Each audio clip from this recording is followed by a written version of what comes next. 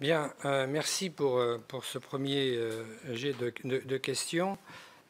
Sur le retard au niveau technologique du M88, ce retard se situe au niveau de ce que nous appelons le corps du moteur, donc ce qui comprend le compresseur haute pression, la chambre de combustion et la turbine haute pression.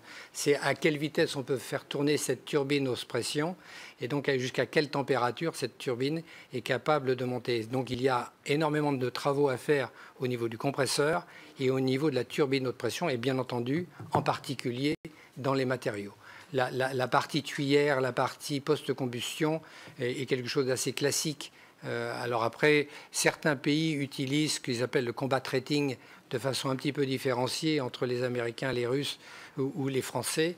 Mais globalement, si on doit regarder et synthétiser la problématique technologique liée à cette nouvelle famille de moteurs qui sera réalisée en Europe dans les années X, c'est vous qui le définirez entre autres, je crois que ça tourne surtout autour des parties haute pression, des parties chaudes du moteur, donc compresseur haute pression et turbine haute pression.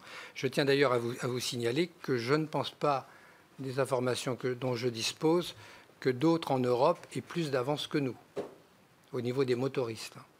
Donc ça sera un problème, à mon avis, global européen contre les Américains. Les seuls deux pays qui aujourd'hui investissent des sommes extrêmement élevées dans le domaine de développement de moteurs et en particulier de moteurs aéronautiques militaires sont la Chine et la Russie.